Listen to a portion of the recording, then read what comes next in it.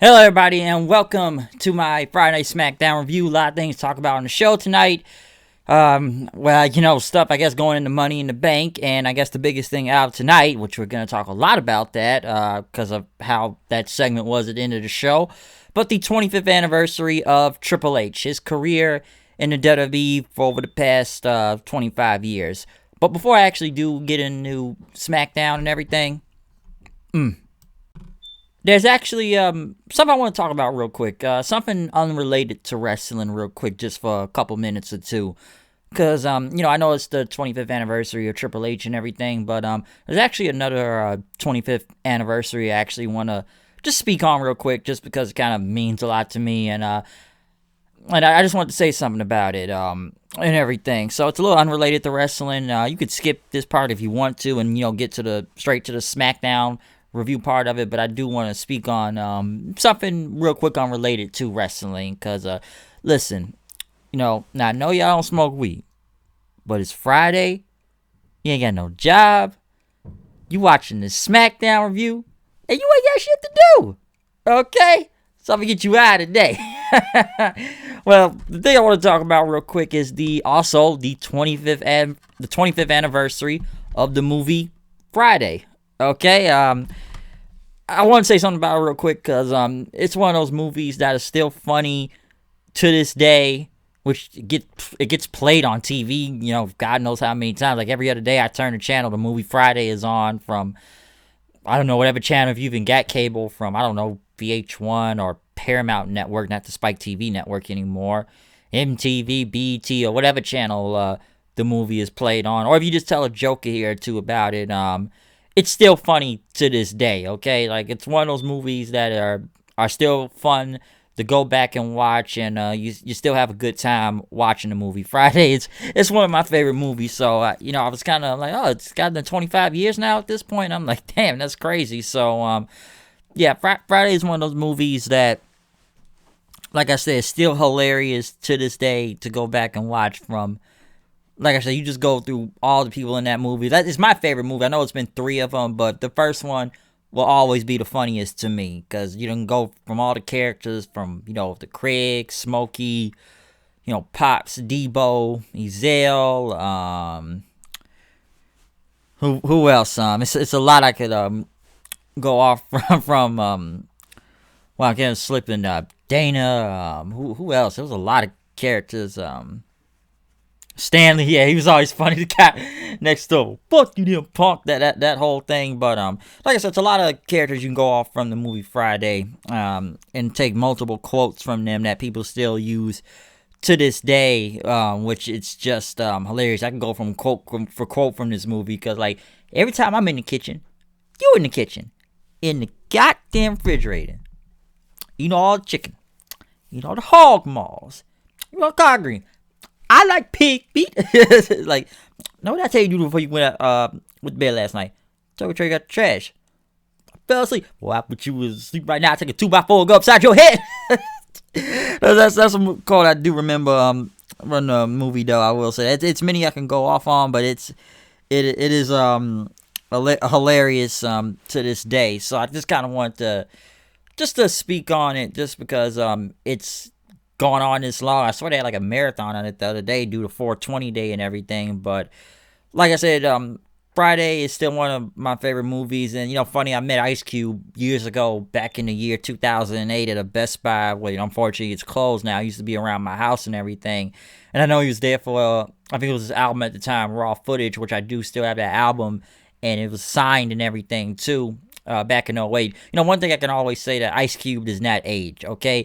That dude does not age. All the way to this day, he still looks the same, if you ask me. I'm like, he looks like he did nearly 25 years ago since that movie, okay? He really does. And I always asked the question back then to him, was this, would it ever be a 4th movie to Friday?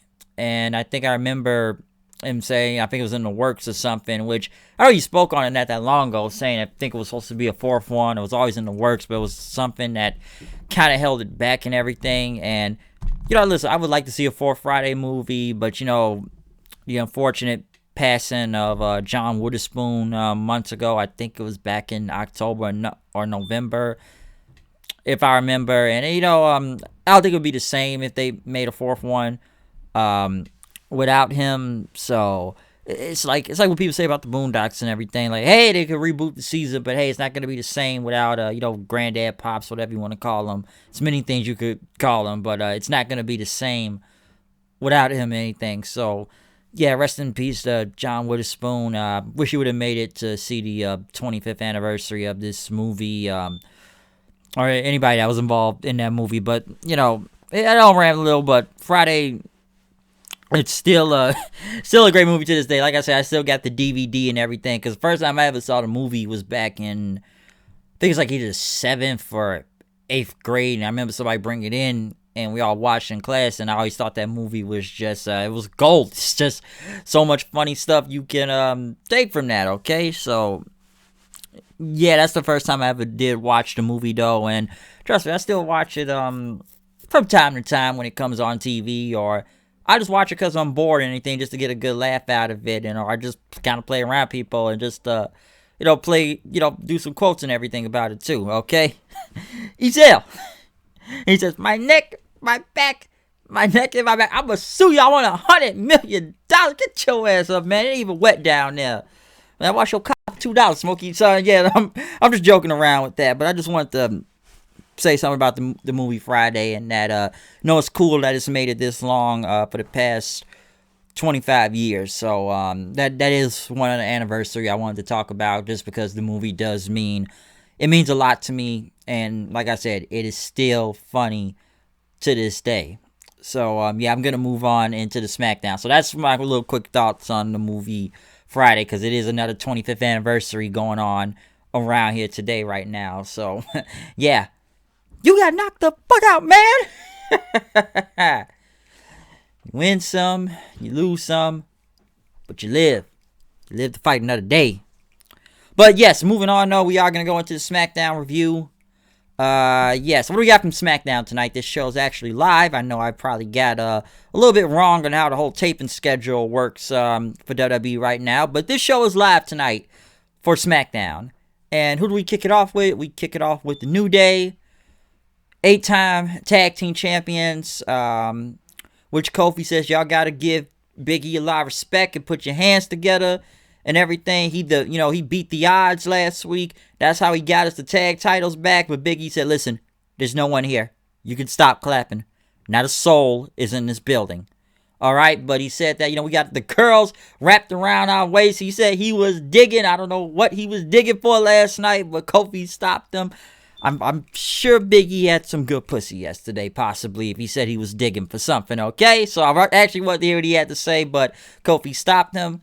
But pretty much, they've had more title reigns now than the Hart Foundation, Demolition, Edge and Christian, the British Bulldogs, the New Age Outlaws. So they've had more tag team titles than a lot of people right now. And he said, we're not here to brag or anything, but, they want to etch their names among the best in history.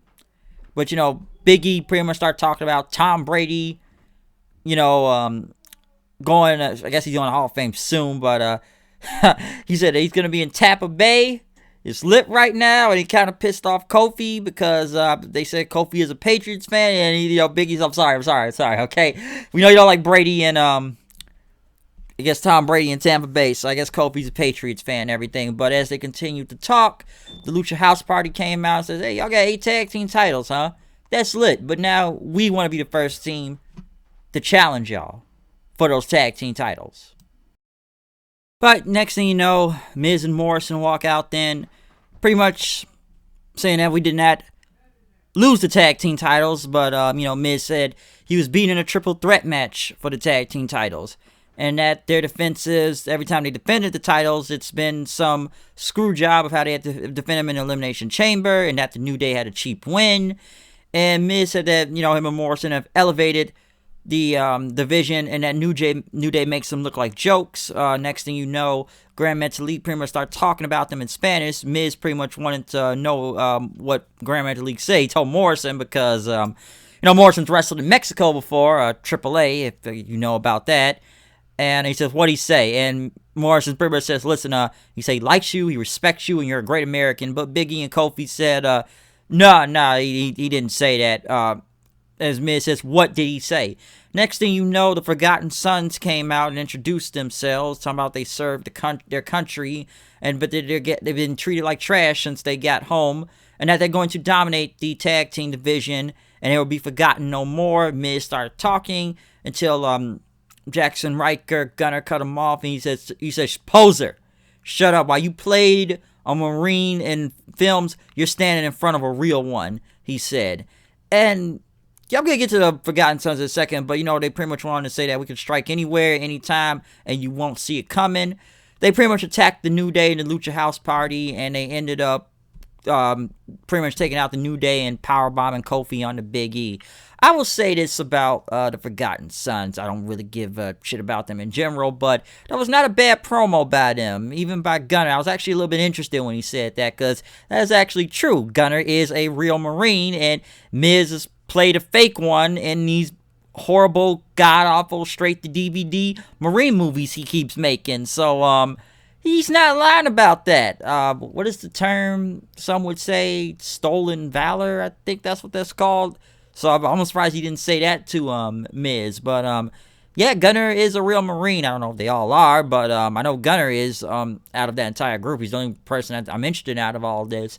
Okay, because I was like, okay, maybe something can go on with the Forgotten Sons. I don't know, because they didn't really do nothing in NXT. So I'm really trying to give this a chance. I still think it's going to fail, but I'm trying to give the Forgotten Sons a chance.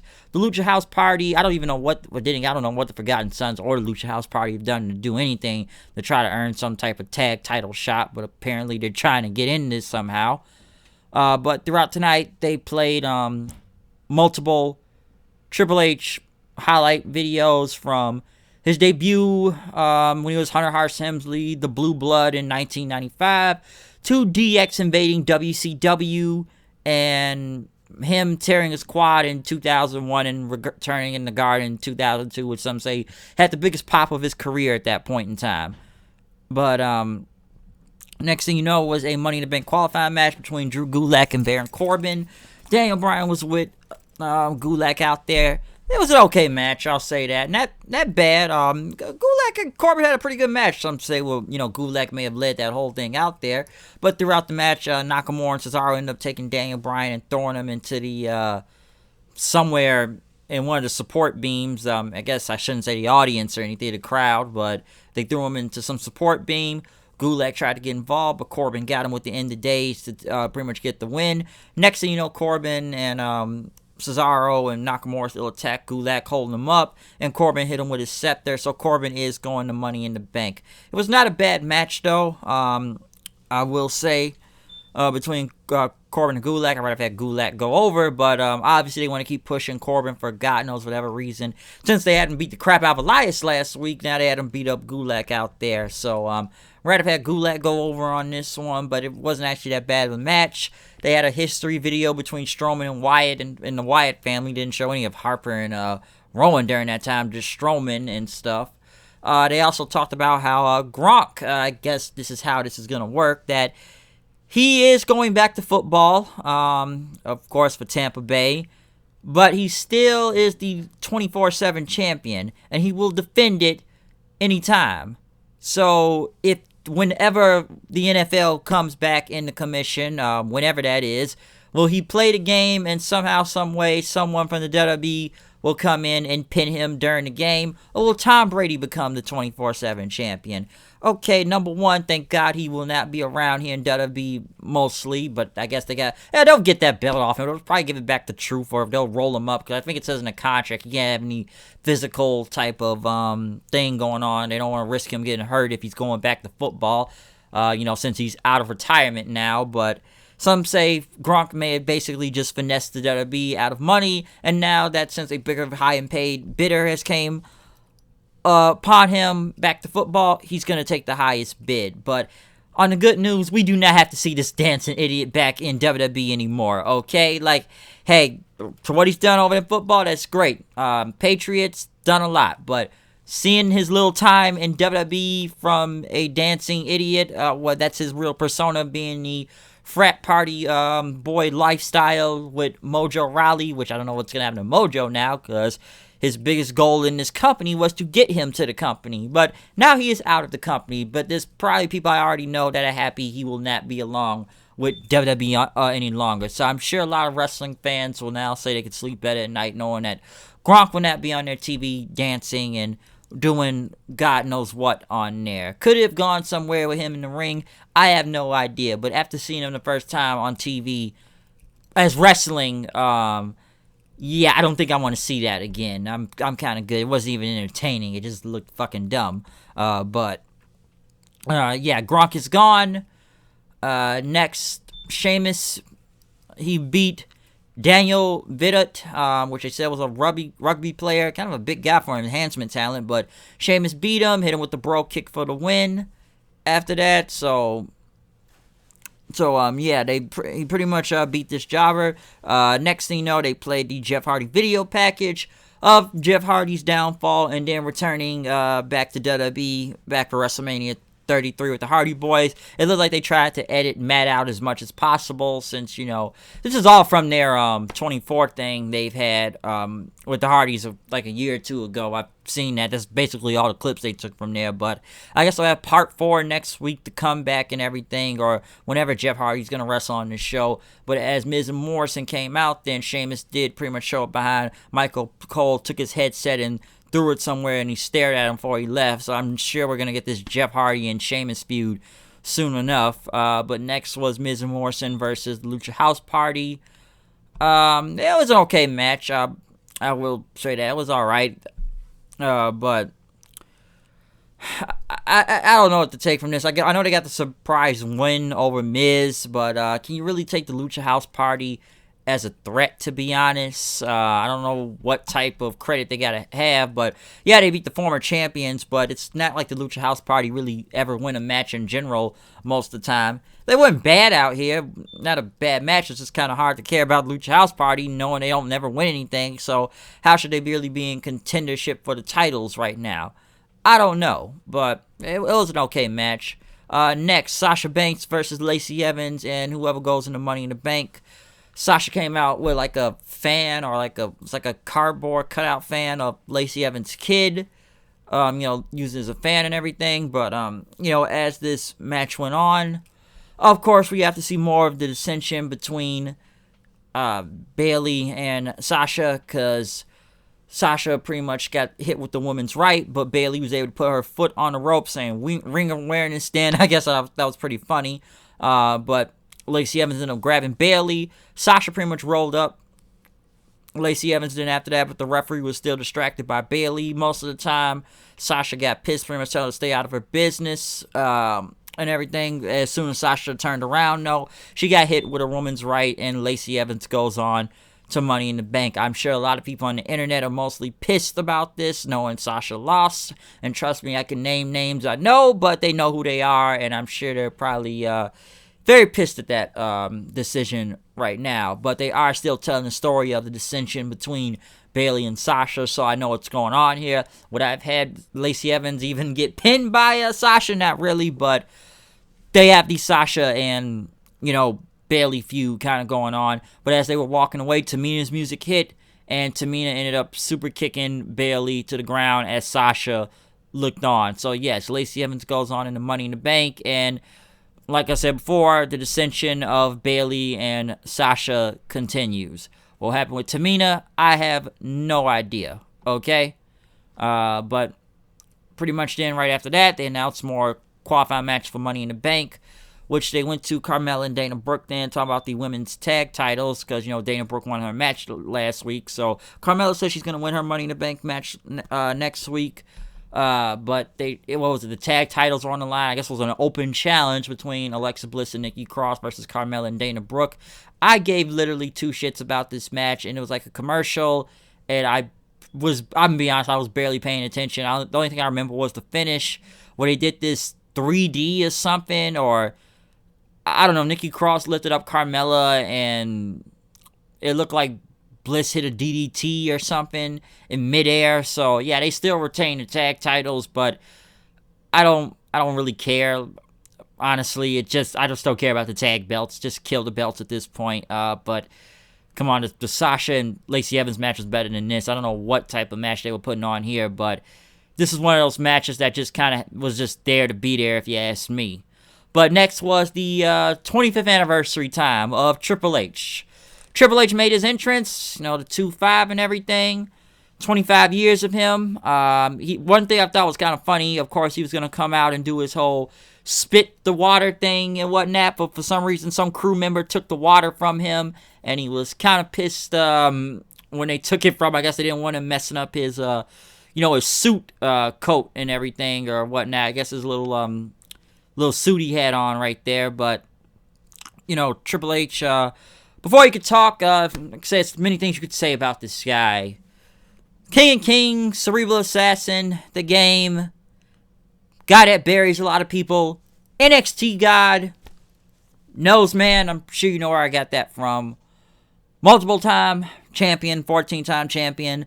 But before Triple H could even talk about his career, Shawn Michaels came out then to help celebrate it. So we had both of DX in the ring then. And pretty much, if you weren't, Shawn said, if you're not down with, Triple H's 25th anniversary, we got 2 words for you. Social distancing, okay? We can't be around each other like that nowadays, so what's going on? And he sent, Shawn said, he sent an invitation to everybody for, Triple H's friends, his family, everybody to show up for this big celebration, but unfortunately, no one is here.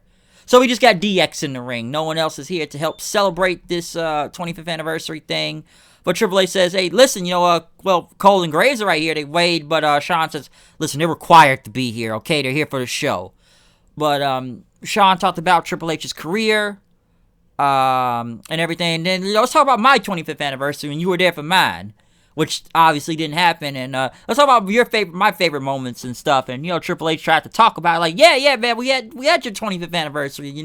That time when this happened and stuff. But Shawn says, I never get that moment, okay? You do, but I didn't get that, all right?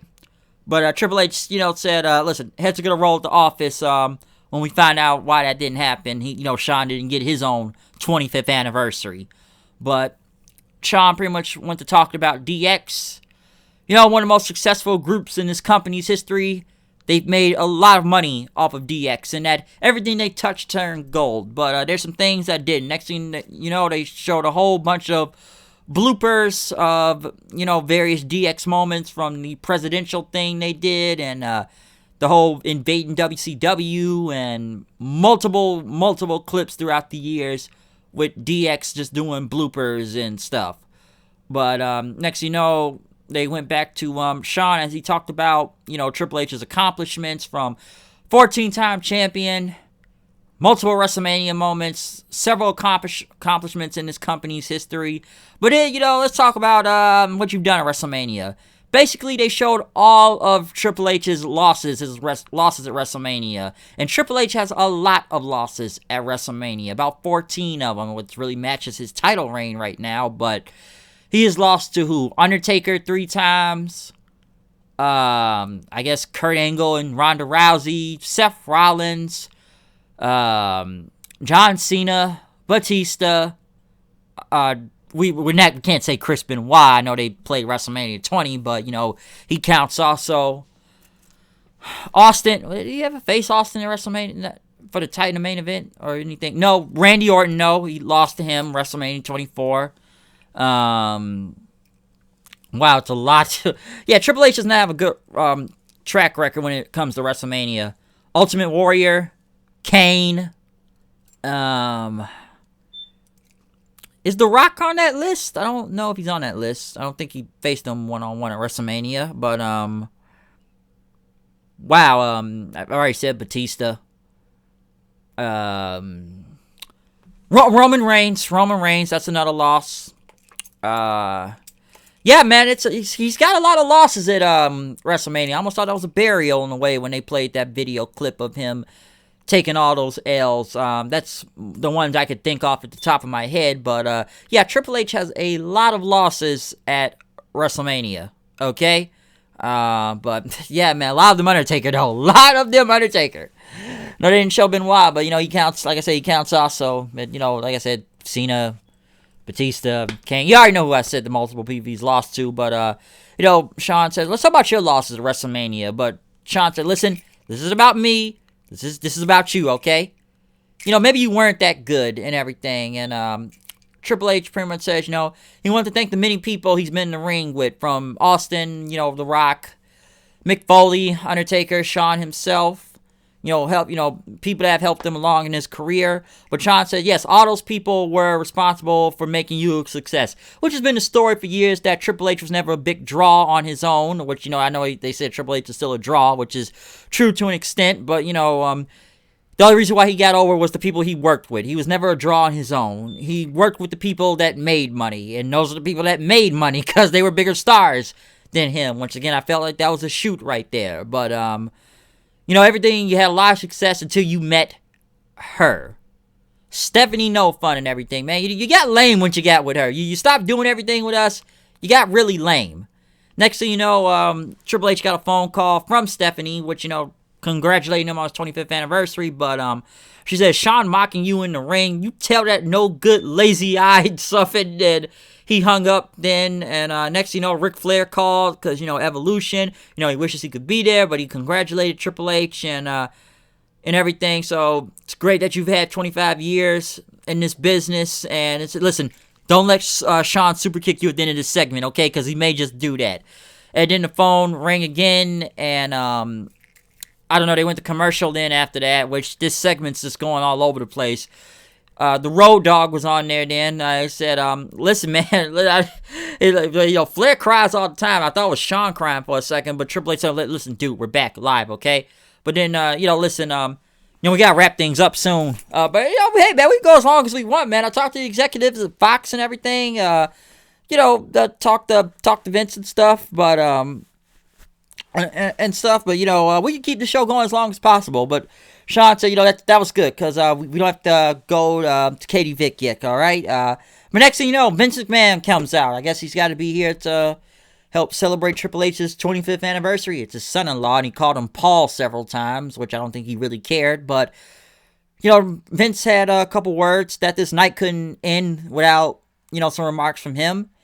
And, he would come back out and say, it's great that we shared 25 years together.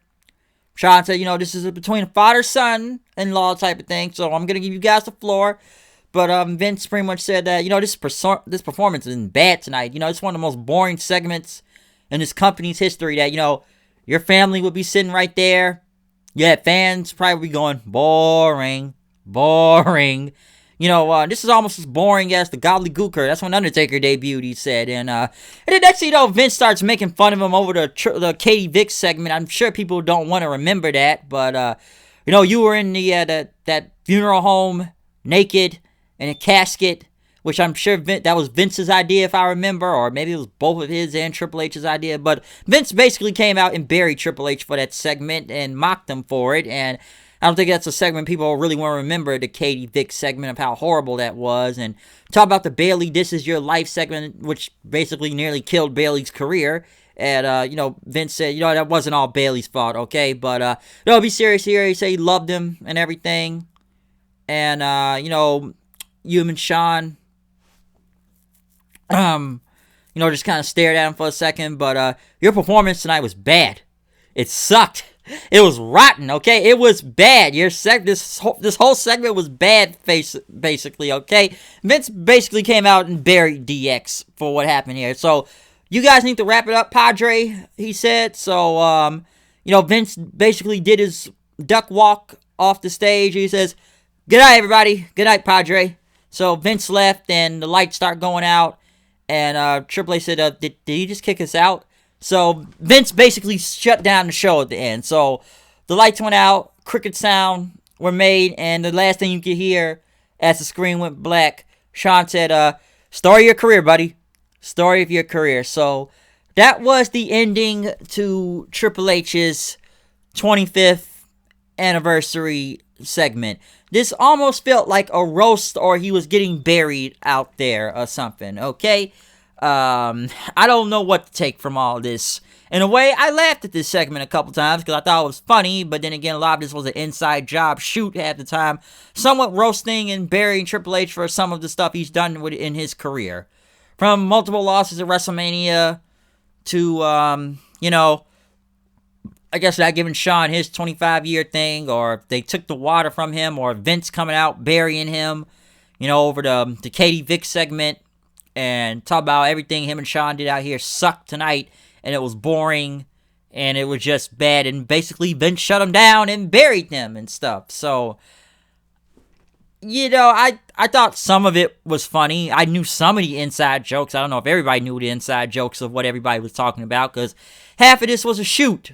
Okay, and I knew it was a shoot when he said, like, yeah, man, all those guys were responsible for you getting you over. Okay, those were guys that drew money to get you over, basically. So, in a way, I felt like this was almost some of a roast of Triple H's career for the past 25 years in this company.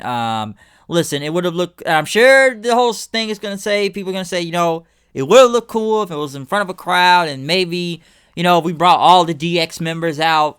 But then again, Billy works in AEW, but, it could have been cool if they brought out all of Evolution.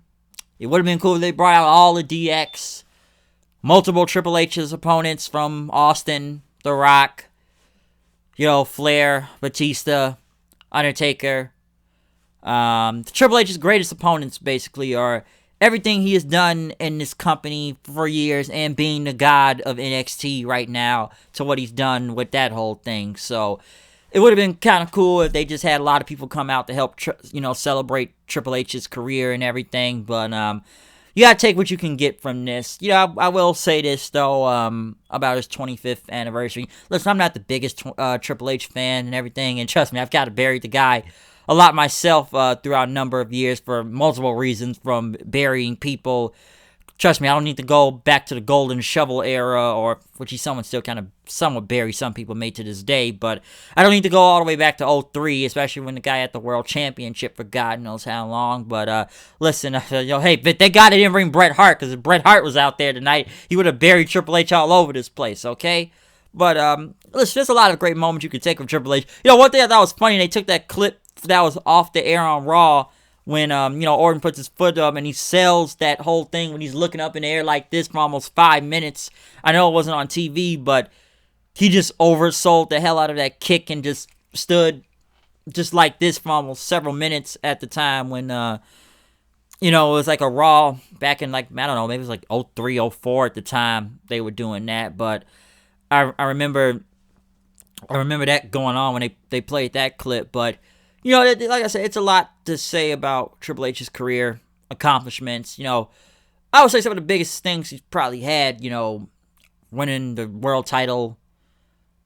Yeah, I will admit I did mark out when he won the title for the 14th time in the Royal Rumble in 2016. I'm not going to lie, I didn't mark out for that. And I can mark, it's a lot of great things you can go back from, which, if I had to say one of my favorite eras of Triple H, though, was probably, of course, the DX era from, 1998 all the way to 2001, during the heel. I missed the My Time theme song.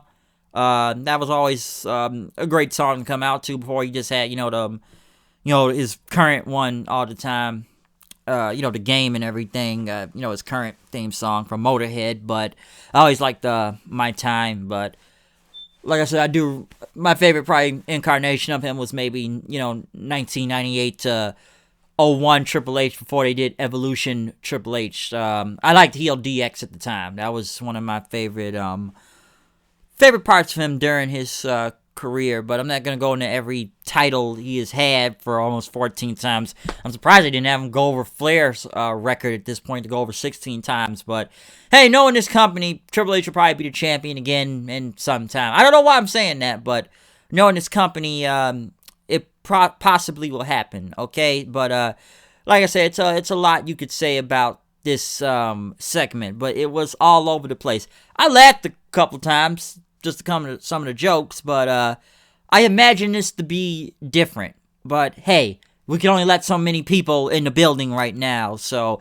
it's not like we can fly out all the DX and Evolution and have multiple NXT people come out and congratulate him, or, like I said, his greatest opponents come out and say something about Triple H. It's not like he retired or anything, but he's just celebrating his 25 years in the company. But I expected it to be somewhat bigger in a way.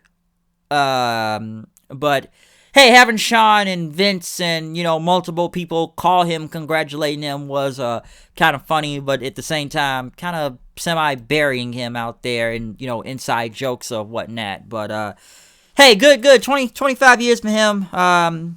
I'm not mad at that, so probably going to say I'm marking out for this, but hey, can't to hold this up one time.